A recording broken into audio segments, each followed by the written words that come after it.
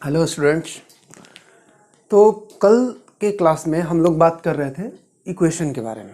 ठीक है, उसमें हम लोग बात किए थे इक्वेशन का दो टाइप होता है, आपको याद होगा, बैलेंस्ड इक्वेशन और अनबैलेंस्ड इक्वेशन। बैलेंस में हम लोग क्या बात कर रहे थे कि number of atom reactant side में जितने हैं उतने ही एटम प्रोडक्ट साइड में होने चाहिए। रिएक्टेंट किसको बोलते थे, याद होगा कि जो सब्सटेंस रिएक्शन में पार्टिसिपेट करने जा रहा है, जो सब्सटेंस रिएक्शन, जैसे ये देखिए ये रिएक्शन में पार्टिसिपेट करने जा रहा है, that's why they are called as reactant.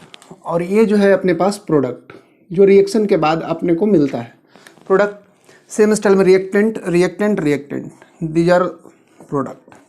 ठीक है, तो अगर ये दोनों साइड एटम सेम है, इक्वल है, तो बैलेंस नहीं इक्वल है तो अपन उसको अनबैलेंस्ड इक्वेशन के नाम से जानेंगे। ठीक है, चलिए इसको नोट कर लिए होंगे।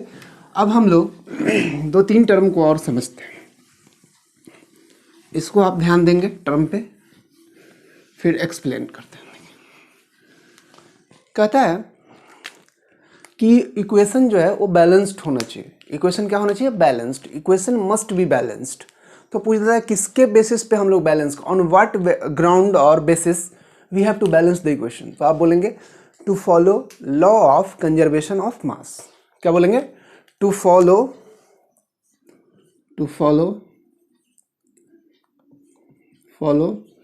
Law of conservation of mass, equation must be balanced. Equation क्या होना चाहिए, must be, equation must be balanced. ठीक है, इक्वेशन को बैलेंस करने के लिए आपको ये ध्यान रखना होगा कि ये लॉ ऑफ कंजर्वेशन को, ऑफ मास को फॉलो करे। लॉ ऑफ कंजर्वेशन ऑफ मास को क्या करे, फॉलो करे। अगर फॉलो करता है तो आप बोलेंगे कि वो इक्वेशन बैलेंस्ड इक्वेशन है। कैसा इक्वेशन है, balanced. To follow law of conservation of mass, equation must be balanced. Equation balance होना चाहिए किसके लिए, to follow law of conservation of mass. Note कर लिए। अब देखिए, समझिएगा बात को अच्छे से। अब हम लोग नेक्स्ट टॉपिक जो देख रहे हैं वो है अपना balancing of chemical equation. Balancing of chemical equation. Equation को आप बैलेंस कर रहे हैं। ठीक है, इसका कुछ ऐसे तो तीन फॉर्मूला हम लोग पढ़ते हैं। फर्स्ट है हीट एंड ट्रायल, मतलब जैसे भी बैलेंस हो रहा है बैलेंस करिए। सेकंड है ऑक्सीडेशन नंबर मेथड, और थर्ड है आपका आयनिक मेथड। आयनिक मेथड या इलेक्ट्रॉनिक मेथड, या इसकी को बोलते हैं ion electron method, electrons method. ठीक है, तो पहले फर्स्ट स्टार्ट करते हैं, इसको नोट कर लीजिए, उसके बाद हम लोग आगे की ओर डिस्कस करेंगे। नोट कर लीजिए, फिर हम लोग उस पर डिस्कस करते हैं। आई होप लिख लिए हैं। Okay, so now start with the term that is heat and trial method. First method पे आते हैं, heat and trial method. Trial से लिख दिए, trial, heat and trial method. कैसे भी करके इक्वेशन को बैलेंस होना चाहिए, लेकिन इसका कुछ एक रूल है जो आप बेसिक है, ध्यान रखिएगा कि पहले आप इस फॉर्मूले पे बैलेंस करेंगे। MnOH, ABCD नहीं सिखा रहे हैं, है ना। M means metal, M means metals, N means non metals, O means oxygen, और H मीन्स हाइड्रोजन। फिर से ध्यान दीजिए, पहले आप मेटल को बैलेंस करेंगे। किसको बैलेंस करेंगे, मेटल्स को। ये जब बैलेंस हो जाएगा तो फिर कहाँ पे आएंगे, नॉन मेटल्स पे। ये बैलेंस होगा तो इसको ऊपर वाले को चेक करेंगे कि ये बैलेंस है कि नहीं है। ये बैलेंस है, ये बैलेंस है, तो फिर यहाँ आएंगे। ये दोनों बैलेंस हो जाएगा तब इस पे आएंगे, और अगर ये भी बैलेंस होगा तो फिर चेक करेंगे ऊपर से क्या बैलेंस तो नहीं ना हो गया, और लास्ट में फिर हाइड्रोजन को बैलेंस करेंगे। ठीक है, आप मेटल नॉन मेटल जानते ही हैं किसको बोलते हैं, ऑक्सीजन हाइड्रोजन, आपको दिख के पहचान जाएगा। तो अभी एग्जाम्पल से हम लोग समझते हैं। जैसे देखिए, एक एग्जाम्पल ले रहे हैं N2 + H2, ये NH3 बनाता है। ठीक है।